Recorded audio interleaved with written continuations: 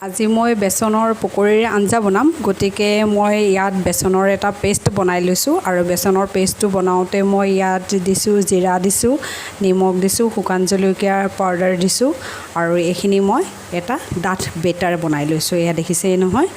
আৰু ইয়াত লৈছো মই জিৰা আৰু জিৰাখিনি মই পিছি মিহি কৰি লৈছো এয়া লৈছো আদা নহৰু পেষ্ট পিয়াজৰ পেষ্ট আৰু কেঁচা জলকীয়া পেষ্ট আৰু ইয়াত লৈছো মই জলকীয়া গুৰি হালধি আৰু ধনিয়া এইখিনি মই এটা পেষ্ট বনাই লৈছো মই অলপ সময় পানীত তিয়াই থৈছো এইখিনি মোৰ আসলতে এইখিনি শুকান মছলা হয় আৰু এই শুকান মছলাখিনি মই প্ৰায় 5 মিনিট মান পানীত তিয়াই থৈছো আৰু এটা বিলাহী মই এয়া গ্ৰেট কৰি লৈছো এতিয়া মই বেসনত অকণমান সোডা দিম এয়া দেখিছে নহয়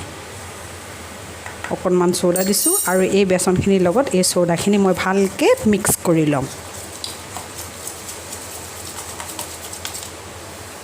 যিমানেই ফেটিব সিমানেই সফট হ'ব আপোনাৰ পকৰীখিনি গতিকে আপোনালোকও এনেকৈ মই যেনেকৈ ফেটি লৈছো ঠিক তেনেকৈ আপোনালোকও ফেটি ল'ব মোৰ বেসনখিনি ফেটি হৈ গ'ল আৰু এতিয়া মই গেছত কেৰাহী বহাই দিছো আৰু কেৰাহীত তেলও দি দিছো তেলখিনি মই এতিয়া গৰম হ'বলৈ দিছো আৰু এয়া লৈছো মই আলু আৰু আলুখিনি অকণমান মই পিটিকি লৈছো অলপ অলপ গোটা গোটা হৈ আছে আপোনালোকক ঠিক তেনেকৈ ল'ব আৰু মই এই বেসনৰ যিটো বেটাৰ আছিলে এই বেসনৰ বেটাৰখিনিত মই আলুখিনি মিক্স কৰি দিছো আলু মিক্স মই কৰি দিলে মানে কি হয় আপোনাৰ পকৰীটো খাবলৈতো টেষ্টি হয়েই আৰু লগতে পকৰীখিনি একেবাৰে সফট হৈ যায় গতিকে আপোনালোকে এনেকৈ ঘৰতে বনাই খাই চাব কেনেকুৱা লাগে আৰু মোক কমেন্ট বক্সত কমেন্ট কৰিবলৈ নাপাহৰিব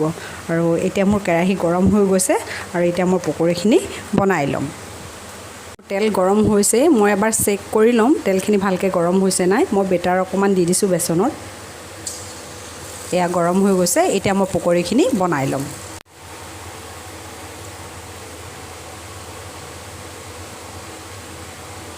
এয়া আপোনালোকো দেখিছে নহয়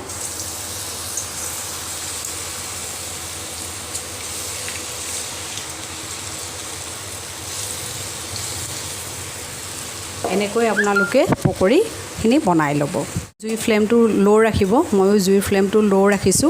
আৰু এয়া এটা সাইড হৈ গৈছে মানে তল সাইডটো এতিয়া মই লুটিয়াই দিছো এতিয়া মোৰ পকৰীখিনি বনাই হৈ গ'ল আৰু মই এতিয়া সেই সেম কেৰাহীটোতে এই পকৰী আঞ্জা কেনেকৈ বনাই তাকে দেখুৱাম আপোনালোকক কেৰাহীটোতে বনাম কাৰণে তেলখিনিটো অলৰেডি গৰমে হৈ আছে গতিকে মই ইয়াত দি দিছো জিৰা এতিয়া দি দিছো ধনিয়াৰ যিখিনি পেষ্ট বনাই থৈছিলো ধনিয়া আৰু জলকীয়া আৰু লগতে দি দিছো বাকি পেষ্টখিনি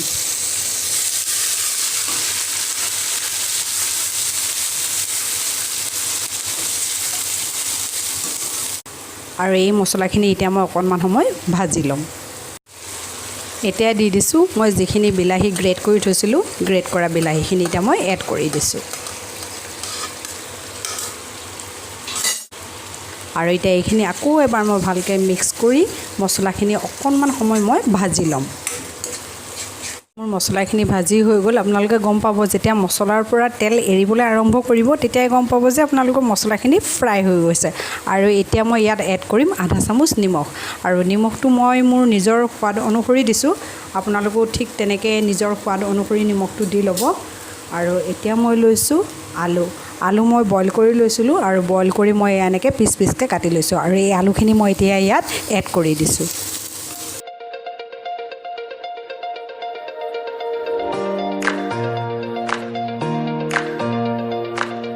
আৰু মছলা মিক্স হৈ গৈছে আৰু এতিয়া ইয়াত মই পানী এড কৰিম পানীও মই মোৰ আন্দাজ অনুসৰি দিছো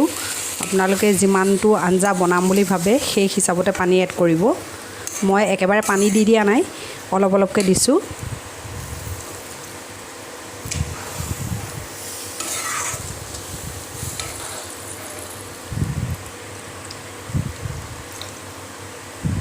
আপোনালোকে ঠিক তেনেকৈ দি ল'ব মোৰ এতিয়া আঞ্জাখিনি উতলিবলৈ আৰম্ভ কৰি দিছে আৰু এতিয়া মই এড কৰি দিম পকৰীখিনি মই যিখিনি পকৰী বনাই থৈছিলো এই পকৰী গোটেইখিনি মই ইয়াতে এতিয়া এড কৰি দিম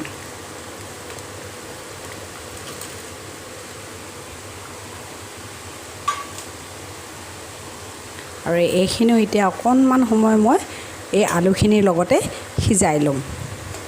এতিয়া পকৰীৰ আঞ্জা ৰেডি হৈ গ'ল আৰু আপোনালোকে এনেকৈ সহজে ঘৰতে বনাই খাই চাব আৰু যদি মোৰ ভিডিঅ'টো আপোনালোকৰ ভাল লাগিছে তেনেহ'লে লাইক কমেণ্ট প্লাছ ছাবস্ক্ৰাইব কৰিবলৈ নাপাহৰিব